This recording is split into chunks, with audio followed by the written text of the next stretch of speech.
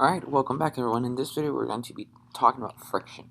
So now friction, the way you can think about friction is as traction. It's just two objects coming into contact with each other and there being a bonding. That's the chemistry side of it. And as the physics side of it, you can just imagine a box, and then you have your ground, and then you know that this surface is rough, right? Ground, especially concrete, is a little bit rough, and then there's going to be some friction in between this and this. Now let's define friction a little bit more. So friction is going to oppose the movement of the object, and by definition formula, its force of friction equals to mu sub s static or kinetic, depending on what you're trying to find, times normal force. Now I'll explain what each mu sub n or mu sub k, mu sub s or mu sub k, mean in the next video. But for this video, I'm going to just give you the definition. So now, we haven't talked about normal force so far. So you may be asking, what is normal force? Alright, so let's do a free body diagram, first of all. So here, free body diagram. So let's say you're applying a force that you would like to move this. And then we know that friction is going to be pulling this way. Force of friction opposes our movement. Now, that's over the x-axis. What about the y-axis? Weight, the force of gravity, mg, is going to be pushing it down, right? But then there's a force pushing it back up. And you may be wondering, wait, really? What?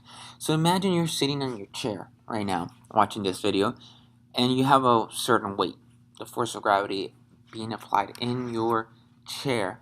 Now, that chair is pushing back with a certain amount of force. Now, unless you're moving down or up, your acceleration over the y is going to be 0. So now we're going to do some of the forces over the y equals ma. You shouldn't be moving because your chair is still, right?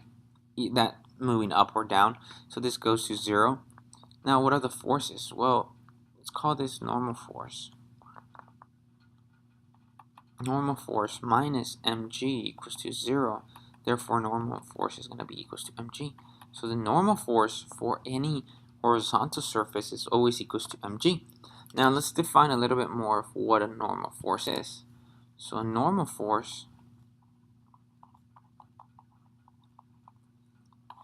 is always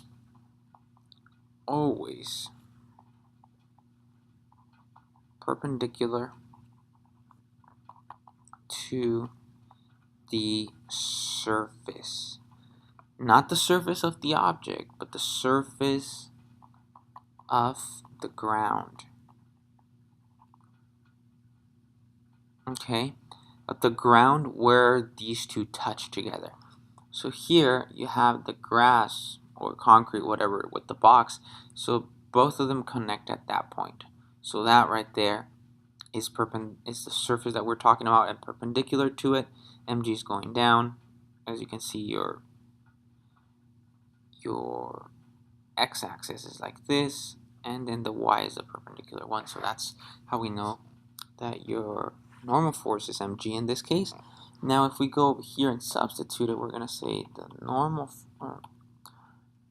the force of friction is mu, so s or k times mg in this case, and that would give us our force of friction. So now that's all I have for you guys in this short video. I know it might be a little bit overwhelming and confusing, but stick around, watch our next video. I'm going to explain a little bit more what each thing means. And normal force, I'm just going to skip that and integrate it in our videos. But if you guys would like to see a video specifically addressing normal force, just leave us a comment, send us a message, an email, and remember to like us on Facebook and subscribe on YouTube. Good luck on your studies.